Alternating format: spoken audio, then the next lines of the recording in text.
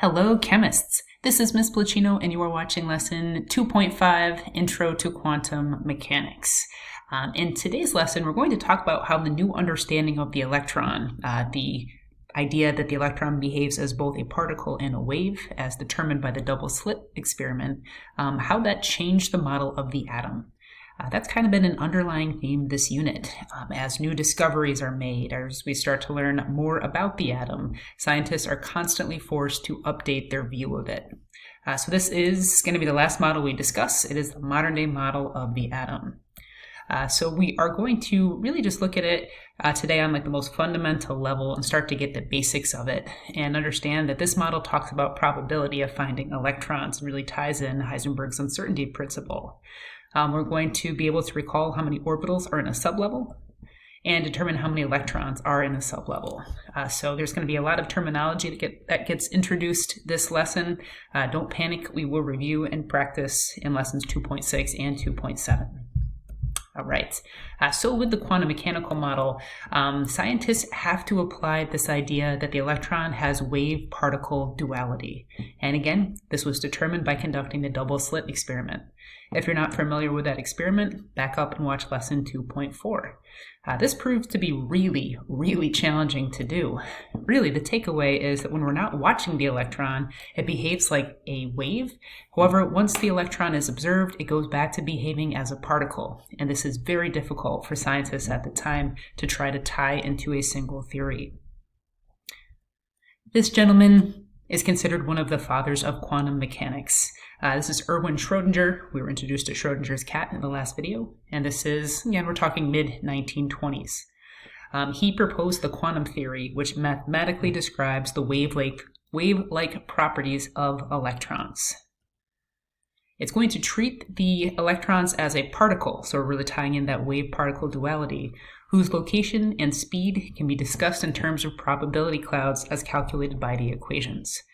In this class, we are not going to touch Schrödinger's equations. They are way beyond the scope of a first-year introductory high school chemistry course, so don't panic. The big thing is we're tying together wave and particle properties. We've got this speed and location in terms of probability, so we can't know it with 100% certainty as dictated by Heisenberg's uncertainty principle.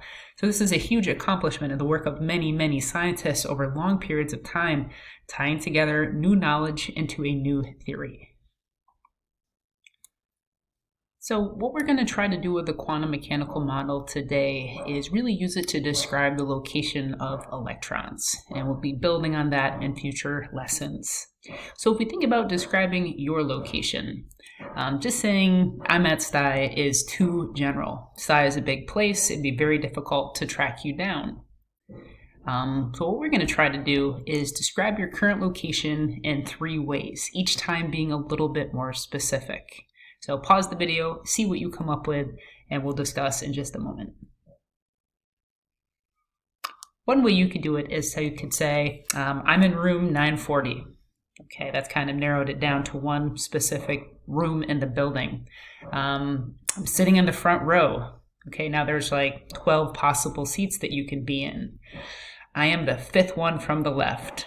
Oh yeah, that is very, very specific. So if someone was looking for you and had those 3 pieces of information, as long as it's during your chemistry period, they could track you down very effectively. Now, is it guaranteed that if they're looking for you in that 40-minute window that you're supposed to have chemistry, that they'd find you? Well, no, probably not. I mean, you could be running a little bit late to class. You might be absent that day. You could be using the restroom. It's not guaranteed that you'll be there. But there's a pretty high likelihood, if someone's looking for you during your class period that you have chemistry, that you will be in that location. That's really all we're doing with describing the location of an electron. We can't nail it down with 100% absolute certainty, but we have a reasonable probability, about a 90% chance of finding the electron in a given amount of space that we're looking for. All right, so let's introduce some new terms and get into describing where the electron is. Okay, the first way we're going to describe the location of an electron is using its principal energy level. And it's really answering the question, how far is the electron from the nucleus? You can kind of think about this as being pretty similar to the Bohr model of the atom. And you have those different rings. We're not going to have those circular energy levels or shells or orbits, whatever you'd like to think of them as. But this is just giving us an idea of how big the electron cloud is, and as a result, how far it's going to be from the nucleus.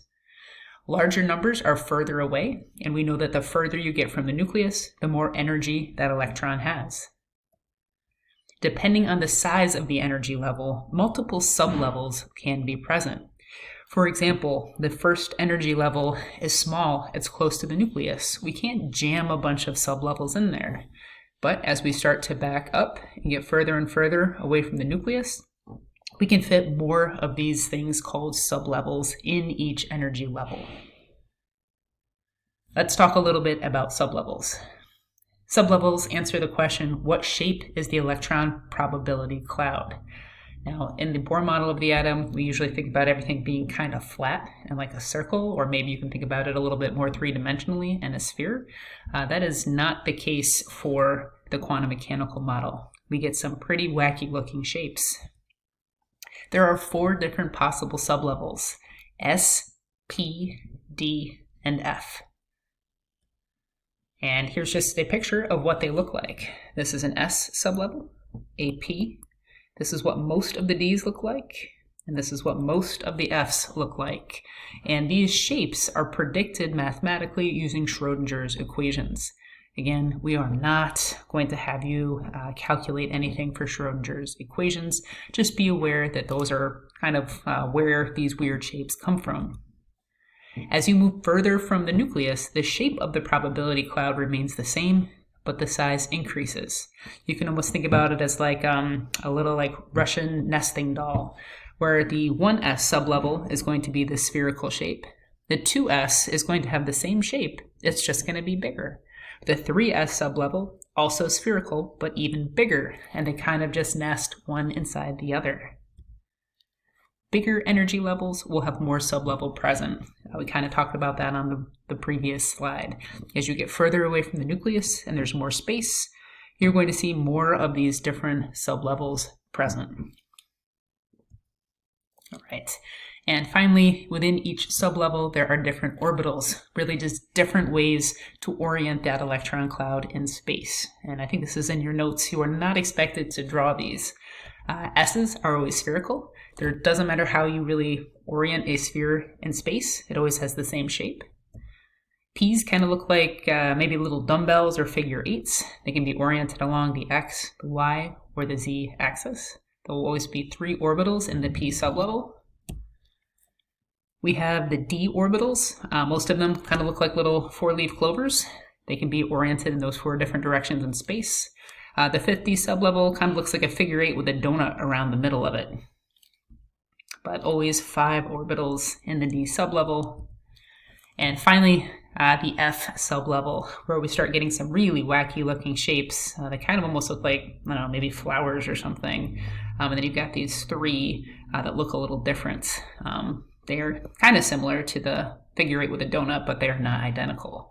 Key takeaway is that there are 7 orbitals within an F sublevel.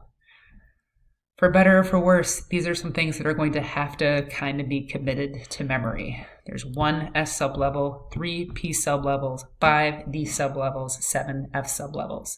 There's no way you can just kind of stare down an element and determine what sublevels are there.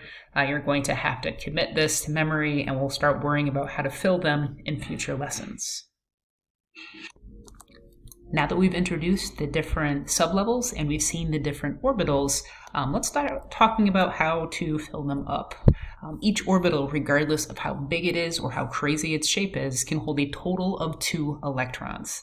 It can't hold any more than 2, but it can hold less. You'll have orbitals that are either empty or are half filled and just have 1 electron in them, or they can be completely filled with 2 electrons. But again, maxes out at a total of 2. Electron density is greatest as you are closer to the nucleus. What we have in this picture are some different ways of visualizing the orbitals. So you've got usually some like really bright spaces towards the center where the nucleus would be. And then as you get further away from the nucleus, the brightness starts to fade. That means that you have less chance of finding an electron in that area. So close to the nucleus, greatest probability of finding an electron. As distance increases, your odds of finding an electron decrease. And you'll notice that there are some kind of like blacked out spaces in between where electrons cannot exist. These are called nodes. Schrodinger's equations will predict a number of different locations where nodes are, depending on the orbital that you're looking at. There's only one node that I'd like you to be familiar with, and I bet you already know one place in the atom where the electrons cannot possibly exist. Hopefully you're thinking the nucleus.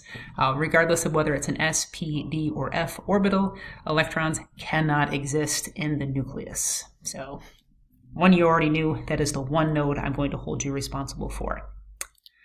Okay, so let's try to summarize some of this, and we're going to be building on this in tomorrow's lesson. So we've got a table, energy levels, sublevels present, the total number of orbitals, and the number of electrons that can be held in that energy level.